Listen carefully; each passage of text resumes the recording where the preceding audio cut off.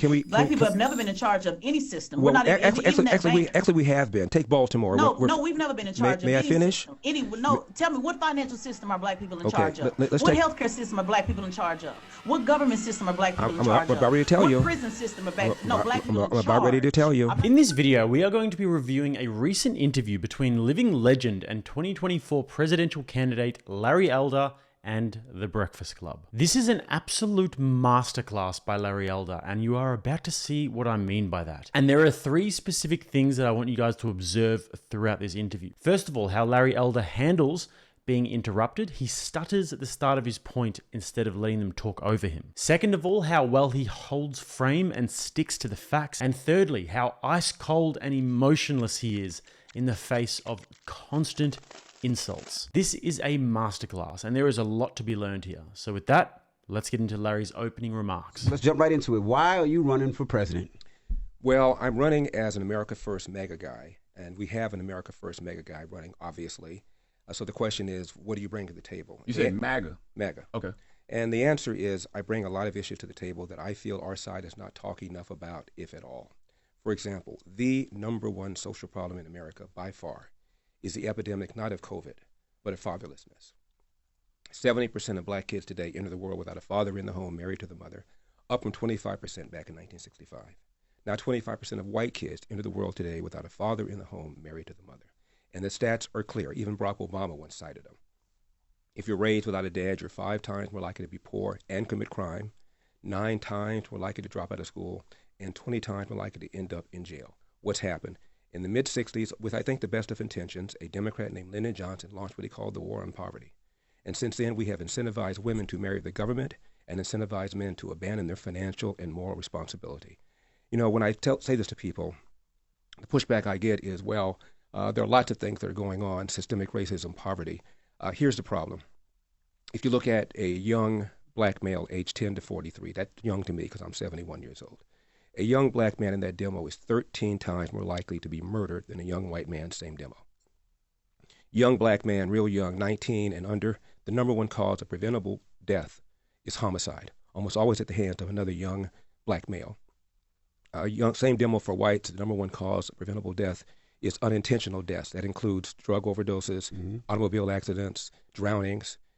It's not until they get to #4 that death is the cause. In America, 60% of the shootings, the robberies, and the homicides are committed by black people, often against other black people. Of the homicides in this country, half of them are black victims, almost all killed by other blacks. How do you explain that if it isn't for the absence of fathers? Are you prepared to say black people are just genetically inclined to commit more crime? I doubt it. And the go-to reaction often is poverty and systemic racism. Here's the problem. 1940, when there was blatant racism. This is before Brown versus Board of Education, before the Civil Rights Act of '64. KKK was still alive and well. 87% of blacks lived under the poverty line. Now it's about 14%. You can't blame it on poverty. You can't blame it on racism. It is the breakdown of the nuclear intact family, and neither side is talking about it. The left doesn't talk about it because they caused it with the welfare state, and our side does not talk about it because if you're white, you'll be accused of dissing single moms who are heroically raising these kids, or you'll be accused of being a racist, or if you're black, you'll be accused, as I was by the LA Times, of being the black face of white supremacy. Nobody's talking about that. I am. That is Larry Elder for you, ladies and gentlemen, and it gets so much better for him from here on out.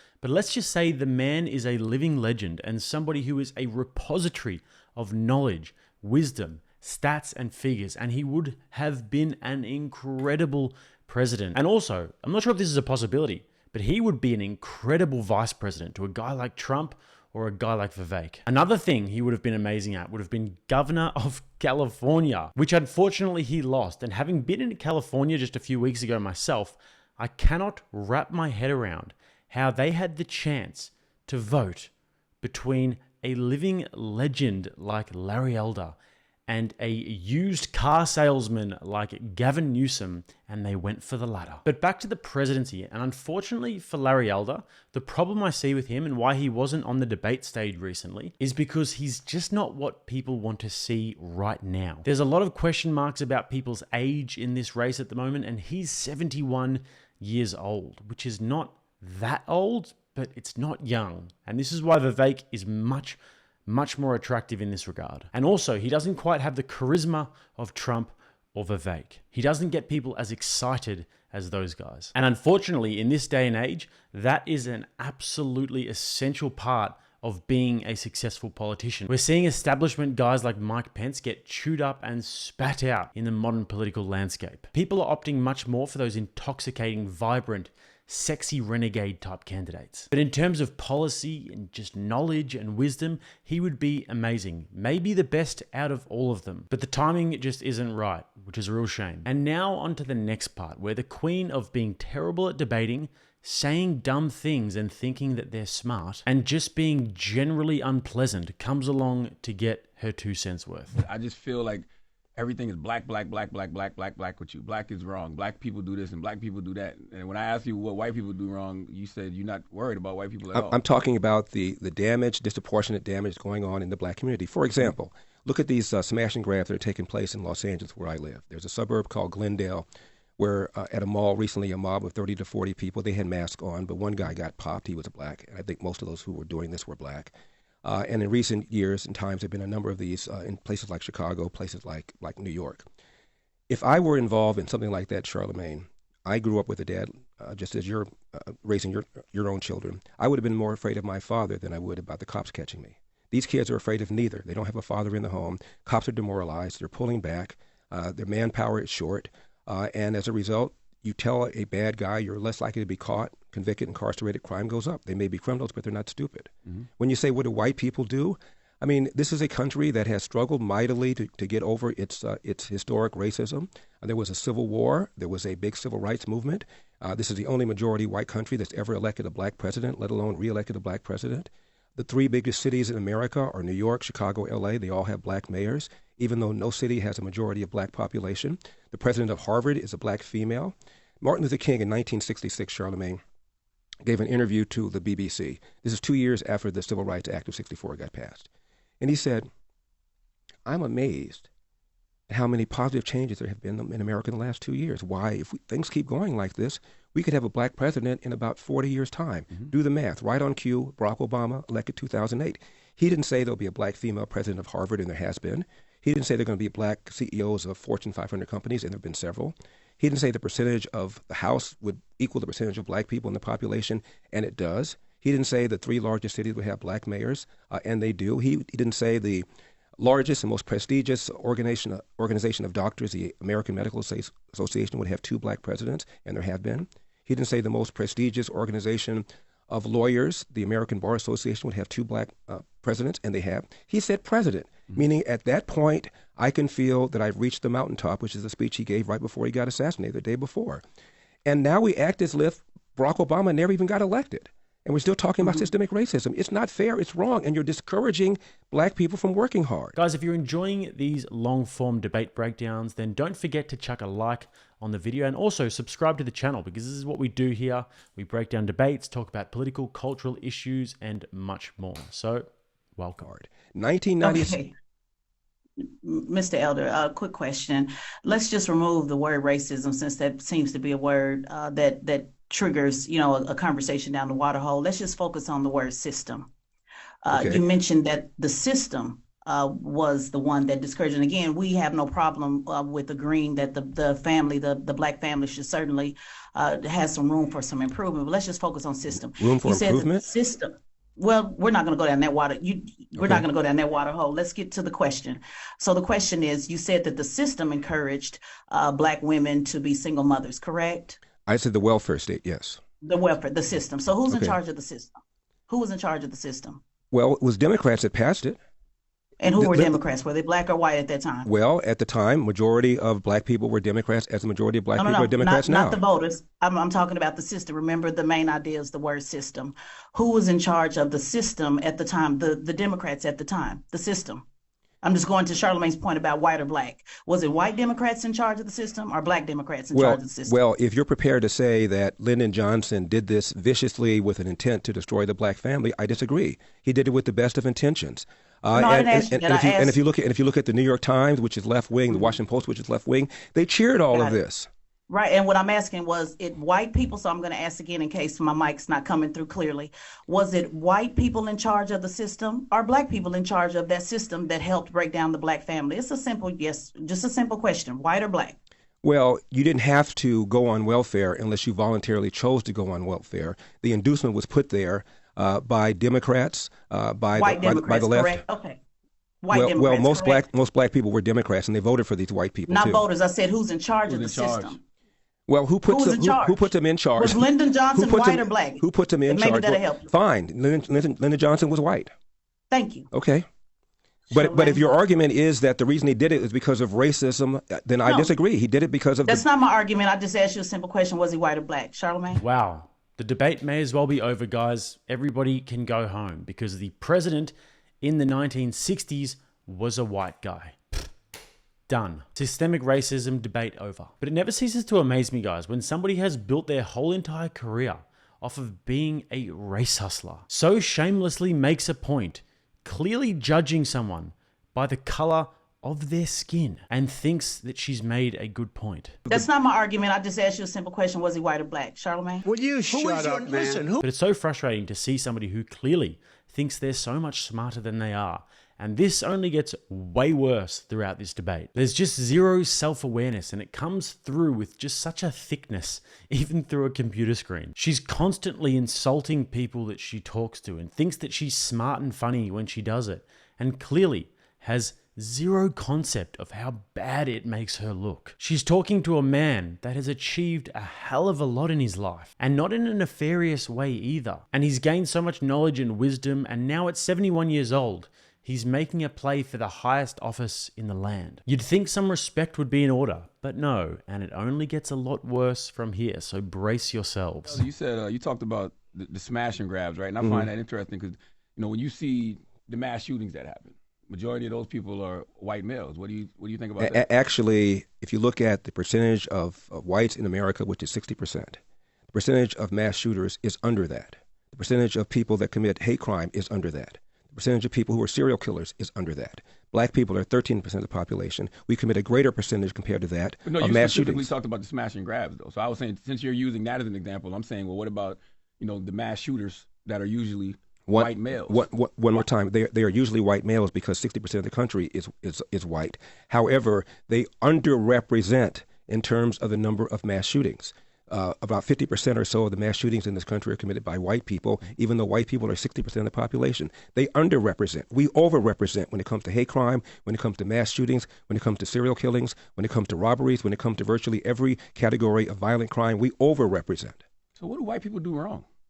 I'm gonna keep asking you that because I want. It seems to me rather than deal with what's going on, the pathology that's going on in the inner city, you want me to talk about how bad white people are, No, which I don't think is a particularly productive thing to do. Well, I think there's a cause and effect, but if we can't talk about the cause, which I believe is systemic racism and white supremacy, the FBI says. Well, I just told you, if it's systemic racism, please explain to me how it was when America really had systemic racism in 1940. 87% of blacks lived under the poverty line.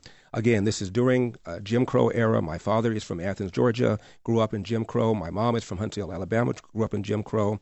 87% of blacks live below the poverty line. This is before Brown versus Board of Education. You did not find these kind of black on black crime. Probably because we had no But choice they still were living ourselves. below the poverty line, though, sir. I'm sorry? You're forgetting the fact that they were still living below the poverty line. You're picking and choosing, saying this was good, but this was bad. Okay. The bottom line, they end between the poverty line. But let's move forward on Well, the system. can I just address that? In 1940, 87% of blacks lived under the poverty line. 1960, that number had fallen to 47%. That's a 40-point drop in 20 years. That's the greatest 20-year period of economic expansion for black people in the history of America. Again, well before Brown versus Board of Education, well before the KKK imploded, well before we had race-based preferences. Why? Because it was rare for a black kid to be raised in a family without a father in the home.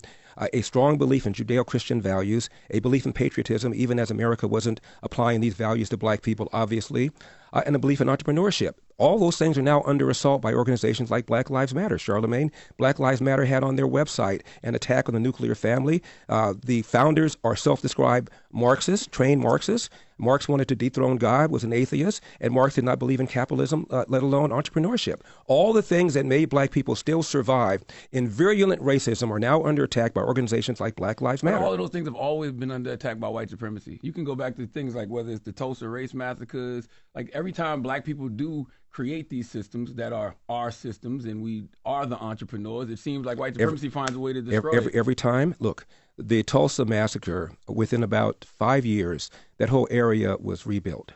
It was not even called the Black Wall Street until after it was rebuilt. It was rebuilt, by the way, by black people without one dime of government money. Yeah, but who destroyed it to begin with?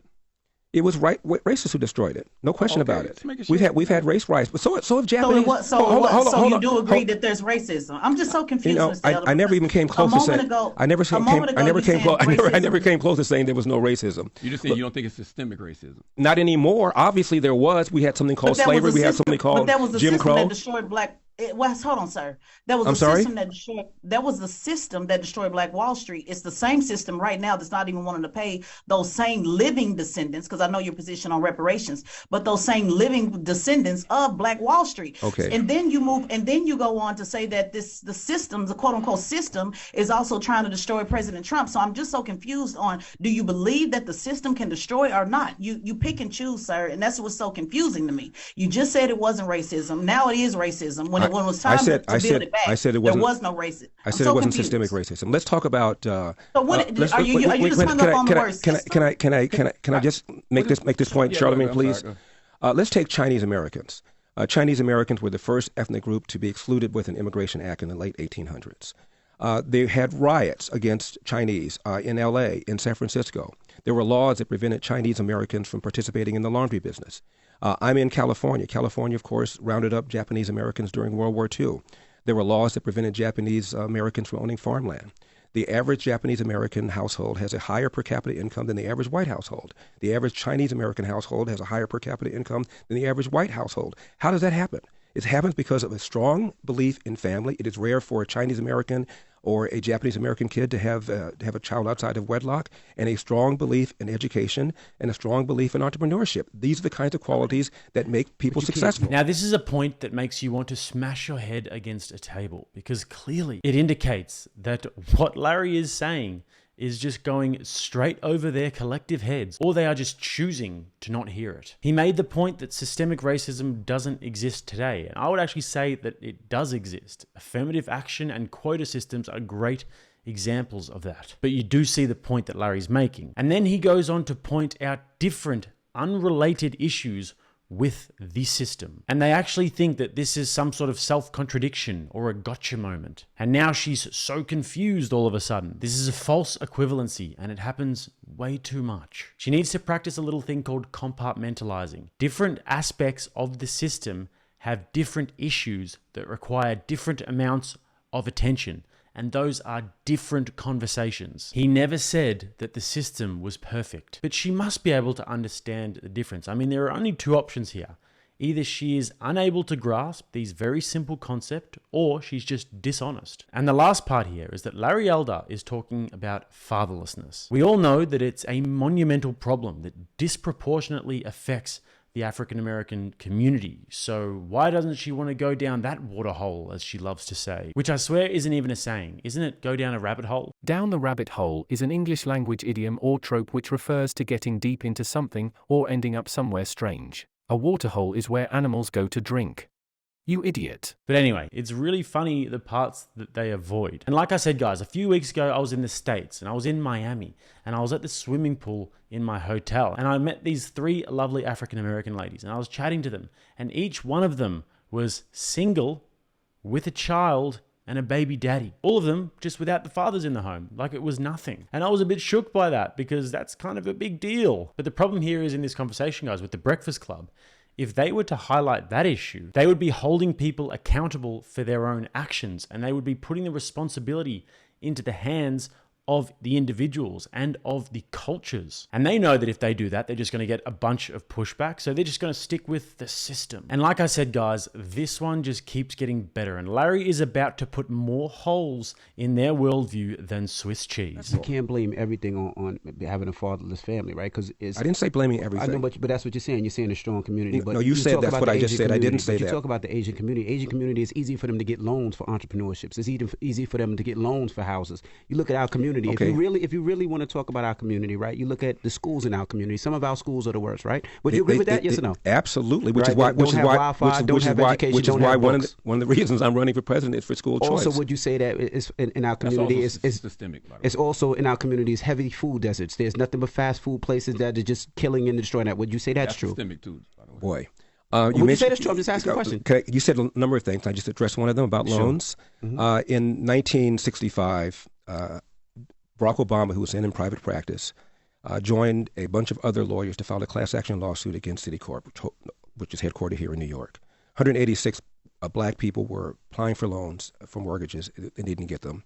And they accused Citicorp of engaging in racism. Mm-hmm. Citicorp said, no, it's not racism. You have poor credit scores, and we want to make sure we get our money back. Obama joined a bunch of other lawyers, and they sued Citicorp in a class action lawsuit. And Citicorp said, okay, to hell with it. Gave them all loans. And they followed them all up. Daily Caller did a few years later. Almost all of them lost their homes. Several of them filed for bankruptcy. One of them even said, when you don't qualify for a loan, maybe we shouldn't get a loan. Well, duh. It wasn't true that black people were not getting loans.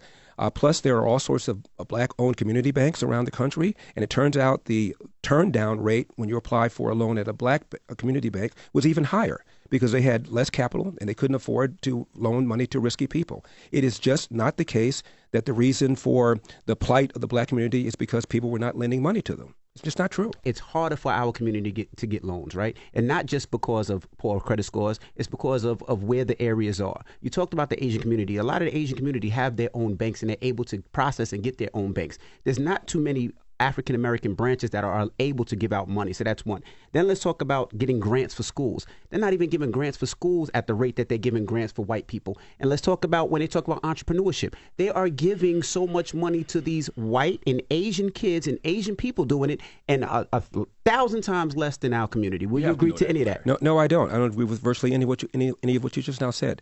The turn down rate for a white applicant for a mortgage is higher than the turn down rate for a Japanese or a Chinese applicant for a mortgage. Now, are you telling me that banks are discriminating against white and in favor of Asian Americans? It's because their credit scores are better. They often live below their means. They save more, even when they're making the same amount of money than black people do. If you have poor credit score, you're not going to get a loan. Period. End of statement. Even the head of Urban League, a black man once said that. If you have poor credit score, you're not going to get a loan. End of statement. Sir, yes. Let's just when you were talking about crime, you weren't prepared to talk about disproportion. You talked about how it was more black people that was doing it, and then you talked about how we're the smaller, of the population. The same applies also to the loans. It's more white people than it is black people. You seem to pick and choose. I'm talking about the rate. I'm talking about the rate. Whatever it is, the bottom line is it's more white people than it is black people. And so if more black people are not getting loans disproportionately, it seems you'd only want to apply the disproportion to the conversation when it benefits your talking point. I'm not sure you understood. Which is why they say. I'm not sure you understood. No, understood. I'm not sure you understood my point. That's why I mentioned in 1995 when 186 black people who were not getting loans filed a class action lawsuit claiming that they were denied the loan because of racism. Citicorp said, okay, here are your loans. The reason I wasn't giving you the loans is because we're afraid you weren't going to be able to pay them back. I'm not talking about Fast forward, they weren't able to pay them back, which proves the Citicorp point. I'm not talking about that. I'm not talking about I know that. you're not. Because inconvenient. If you don't have a good credit score, you won't get a loan. That is how the world works. Like Larry said, end of story, good night. It's really a very easy concept to wrap your head around, and my man came with some receipts. But little miss I say dumb things and think they're really smart comes through again, throwing haymakers with a blindfold on. But luckily for her, she has some great defensive maneuvers because she's able to slip, parry, block and weave any facts, nuance or logic that Larry offers her. It's quite the display. But isn't this just a perfect example of people searching in every single corner for oppression? They leave no stone unturned. They leave no land uncharted. And Larry Elder is just there to say, no, you don't. Here's the facts. Here's the truth. Imagine if they spent that time doing something productive. But the incredible thing about Larry is that for every single point they raise, the guy has receipts and will start reciting names, dates, stats, figures, and all kind of data to completely and categorically disprove whatever it is that they are trying to say. But the thing about Larry is that he makes it look so easy. He makes it look like he's telling you what he had for breakfast, when really he's spitting pure fire. I really do think that if he had the charisma and the communication prowess of a guy like Vivek, he would be an unstoppable force. And the next part is one of my favorites. Watch how Larry handles himself here and the epic response that he gives. Donald Trump, Rudy Giuliani, and I'm pretty sure everybody who just caught a RICO with him in Georgia, they all had fathers, and they still ended up in jail. How did that happen? Mm-hmm. Nobody said nobody said if you have a father you won't go to jail. And nobody said if you didn't have a father you were going to jail. My father never. But guess what you did say, Mr. Elder? I'm sorry, respectfully. May I answer his question? Guess what you did say. May I answer his question? Let him finish his statement, Ted. Okay. My father never knew his biological father. He got thrown out of the house when he was 13 years old. 8th grade dropout, Jim Crow South, Athens, Georgia. Fast forward, my dad cleaned toilets, 2 full-time jobs cleaning toilets when I was growing up. Went to night school to get his GED, and then after that, he went to night school to learn how to operate a small restaurant. Age of 47, my dad saves his nickels and dimes from his job, starts a small restaurant near downtown L.A. Fast forward, he retires in his 80s. He owned that restaurant. He owned property next door, plus the house that's still in our family. Not too shabby for somebody who did not know his biological father. It's not a death sentence. You still have choices. It's just much more difficult to raise a child on your own. Even Tupac Shakur said, "I know for a fact." Tupac, excuse me. I know for a fact. Had I had a father, I would have been more confident. I would have been more disciplined. End of quote. Well, how did all those white men end up in jail when they still had fathers? The Trumps and the Giuliani. I'm just asking the question. Like, how did they end up in jail? Because some people commit crimes. No, sir. Stop. My apologies for interrupting you earlier. I just couldn't stomach the answer that I knew you were going to say. Couldn't stomach the answer? Yeah, I couldn't stomach, because your actual answer to Trump being what was happening to him with the indictments, you actually said that the system was doing it. You said there was a 2-tier system. This is right. Your words. That's right. It was a 2-tier system. So when it came to Trump, all of a sudden you now believe in this systematic thing that's happening to Trump. But then when it happens to black people, but it's not about race. It's not about race. I didn't ask you that. I asked you. Remember, I made it easy for you, and I took race out of it. Remember, I said I'm just talking about the system. I'm just talking about the system. If you want to ask me whether I believe Donald Trump is being treated the same way as Joe Biden and is being treated the same way as Hillary Clinton, all of these people are white. All these people are white. There's a double standard. What a response by Larry there. Just pure class and sincerity, which is really highlighted by the arrogance and smugness on the other side. The difference is just night and day. Honestly, imagine listening to a story of a guy who's saying that his father never knew his father and he came from the gutter to clean toilets, raise a family, go to night school, and then eventually one day put himself in the position where he has some resources and can live the American dream. And then your response is spiteful again, saying that she couldn't stomach what he was about to say. And then saying, "Oh, I made it simple for you, remember?" As if she had to dumb it down for Larry Elder. Remember, I made it easy for you. She really believes that, by the way, and that tells you everything. Delusion personified. And something else that she does, which I find entertaining, is that she'll say respectfully and then proceed to disrespect somebody. And it's a great tactic, and it's something that we can all take note of, to be honest, because next time somebody's annoying you, just say peacefully and then punch them in the face. What are they going to say? You said peacefully, so... And just to address the other point, I don't need to tell you guys that saying that one white guy who had a dad ended up in prison at all disproves the absolutely monstrous problem of fatherlessness. That is a grotesquely stupid point to make. And once again, just completely ignores the bigger problems. It's basically the same thing that was in the advanced placement African-American courses. And now because it's in that, all of a sudden the governor is accused of somehow defending slavery. He's not doing anything of the sort. What did you think about that? Well, sir, you were actually one that defended slavery. In your comments, you said that, like it or not, slavery was legal in response to reparations. So it's you that was defending slavery, correct? Defending it and saying that it's illegal are two very different things. Slavery, unfortunately. That was your response into if reparations should happen. So your response to that was, like it or not, slavery was legal, and one would think that that was a defense on those who were asking. Well, you would think it was a defense, but it is not a defense. Unfortunately, slavery has been part and parcel of human history from the very beginning. Asians enslaved Asians, whites enslaved whites, blacks enslaved blacks, Native Americans enslaved Native Americans. This is a culture, the Western civilization, that had a revulsion against it. We had a civil war against it. And we ought to applaud ourselves for doing something about this. This is a flawed country. It's moving forward. It's becoming more perfect all the time. Today, if you are born and raised in America, if you finish high school, presumably one where you can read, write, and computer grade level, which is why I support school choice, don't have a kid before you're 20, get married first, get a job, keep a job, don't quit it until you get another job, and avoid the criminal justice system, you will not be poor. And if you don't follow that formula, there's a good chance you will be. Beast. He's just an absolute beast. I mean, she accused him of defending slavery. That's a pretty heinous thing to accuse somebody of. And my theory here is that there has to be some other reason for the constant, incessant logical fallacies, the straw man arguments that are happening all the time, the appeals to emotion, the false equivalencies, they're just never ending. She has to be doing it to try and get an emotional reaction out of him, which obviously you can't do with Larry Elder because he is a grandmaster. Or maybe it's just to get clicks and plays and bring attention to the interview. And if that's the case, then sure, they're doing a great job, but that's not the way to go about serious conversations. And now, for an unhinged rant that is met with pure stoic logic. I think when you talk about ideology and then you mix in parties and then personalities, it gets kind of confusing.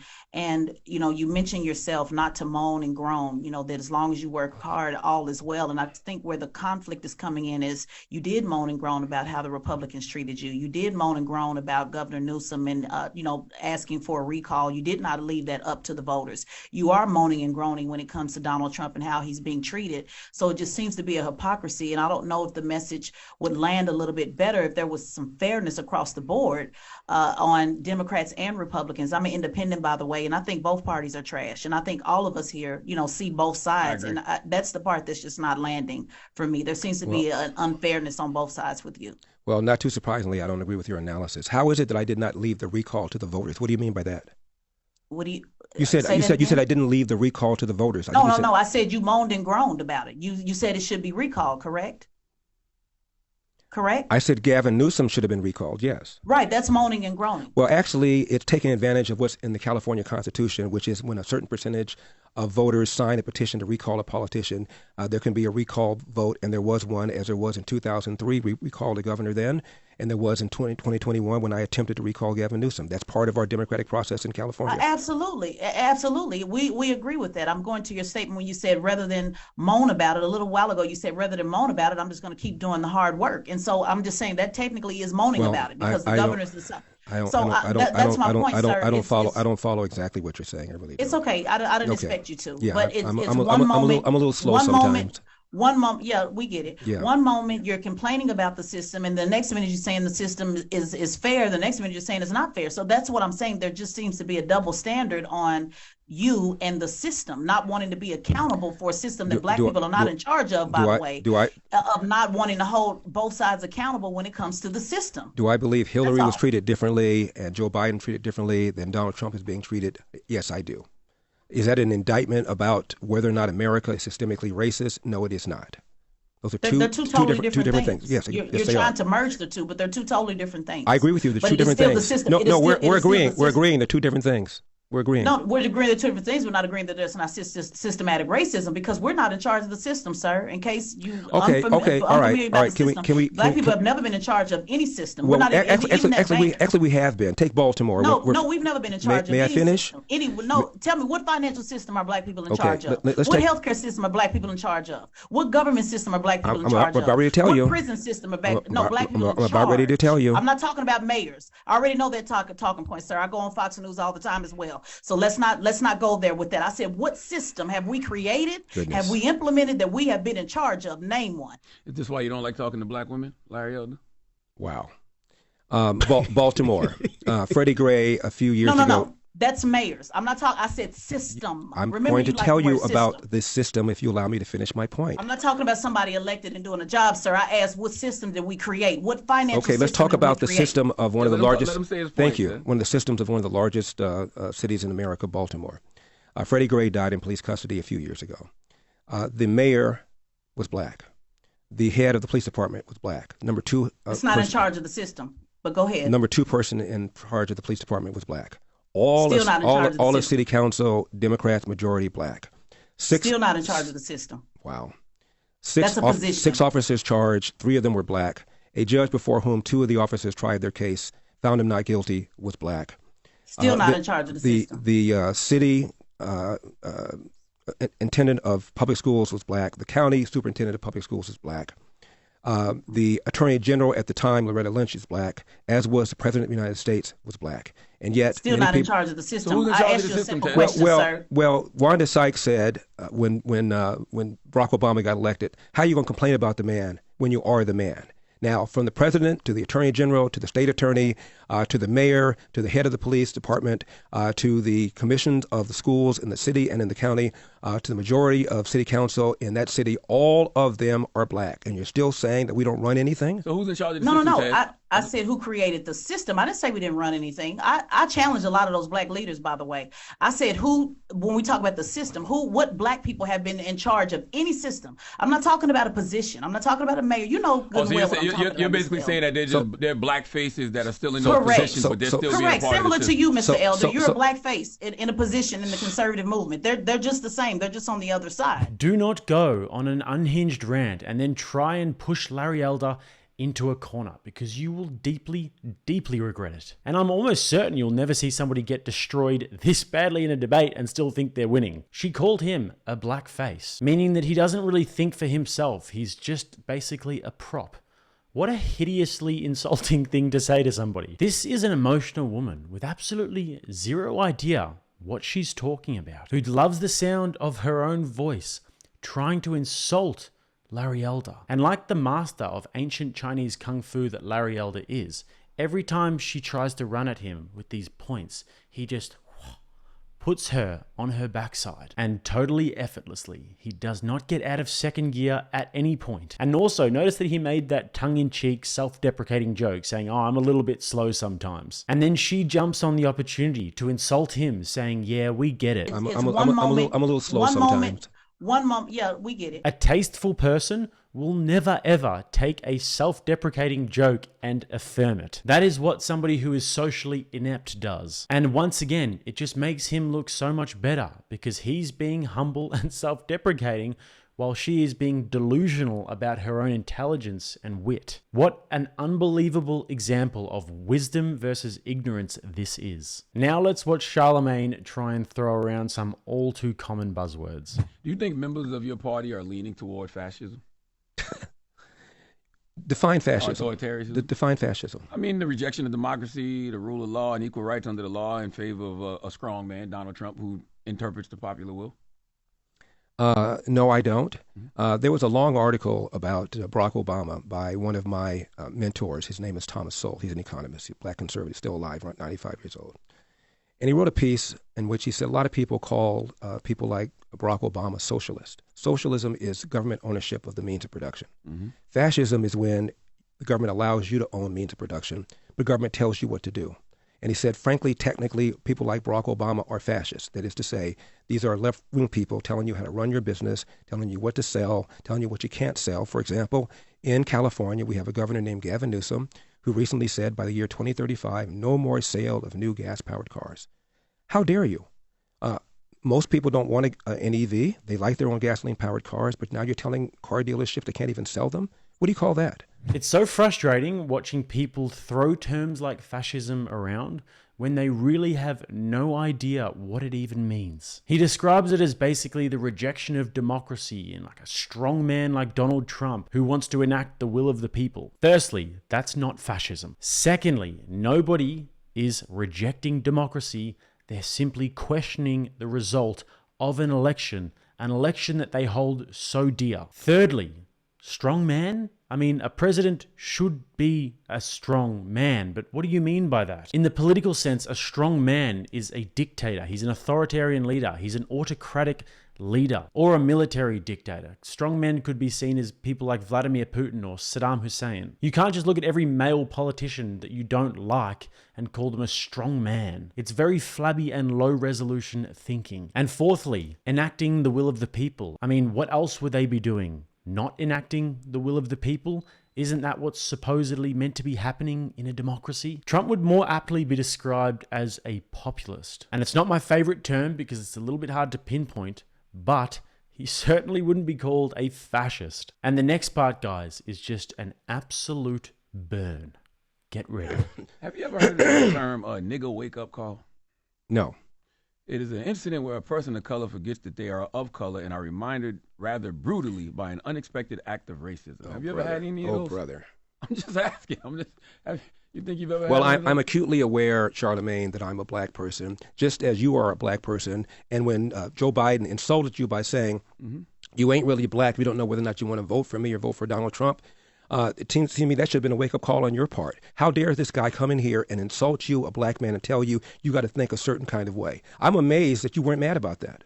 I'm not gonna say it upset me, just like I'm not letting you upset me. You know what I mean? I don't tend to get upset over things like that. But what I did say, well, you just not talk about a nigger wake-up call, and it seemed to me that should have been a wake-up call on your part to have a white guy come in here who also said, by the way, about Mitt Romney. Because he didn't want to put more regulations on Wall Street, going to put y'all back in chains. And Joe Biden has lied for decades about his civil rights record, claiming that he desegregated movie theaters and restaurants in Wilmington, Delaware, when he didn't do any of that. He lied and said that he tried to visit Nelson Mandela during apartheid South Africa. He did not. And he came in here and told you aren't even black unless you think a certain kind of way. It seemed to me that should have been a nigga wake-up call for you, but it wasn't, apparently. Yeah, I mean, no, for the record, I'm not a Democrat or Republican. I didn't say you were. Yeah, I think both. I don't know what you are. I never even asked you about your party affiliation. Yeah, I'm just saying, but you are black. And to have a white guy come in here and tell you have to say, think a certain kind of way, otherwise you, quote, ain't black. Wow. How should I have replied to him, you think? What I just now said, how dare you insult me and tell me I think as a human being, let alone as a black person? I don't tell you how to think, Joe Biden. How dare you come in here and tell me how I should think? I'm going to vote for Donald Trump if I want to vote for Donald Trump. And if I want to vote for Donald Trump, it does not make me not black. 20% of black people, black men, as I said, voted for Donald Trump in 2020. Are they not black now? So only 80% of black men walking around are really black, 20% are not because they voted for Donald Trump? How insulting is that? How condescending is that? I mean, you're probably right, but I didn't take it in that way. I did. As I said to him in that moment, it's just about me wanting something for my people, and I want to know what is he going to do for my people, and not only for my people now, how are you going to atone for the things you've done to my people? Right. That's it. Right. And this is a guy, Joe Biden, who, when he first got into the Senate, hung out with segregationists, talked about how well he got along with them, talked about how he didn't want integration because of a jungle.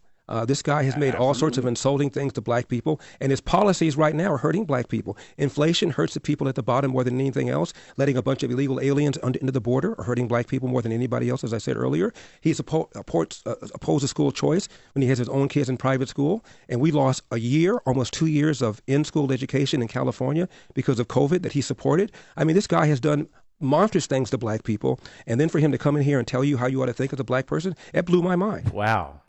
I mean, I can't say too much about that one, guys, but just wow. Larry Elder could not have come up with a better response if he tried there. The man is an absolute beast. And in case you weren't aware, that clip that went really viral where Joe Biden is saying, if you don't vote for me, you ain't black. He was talking to Charlemagne the God on The Breakfast Club. Question, but I tell you, if you have a problem figuring out whether you're for me or Trump, then you ain't black. And you ain't black. It was an incredibly eyebrow-raising moment, and I want you guys to just do a thought experiment for me here. Just imagine if Donald Trump had have said that to, say, Ben Shapiro. Honestly, if Trump had have said that, they would have found a way to put him in jail for it. Anyways, guys, there was a lot to get through with that one. I hope you did enjoy it, and if you guys want to watch another video, of course, click right here. Until next time, I'm Jake. This is RattlesnakeTV, keeping you armed and dangerous.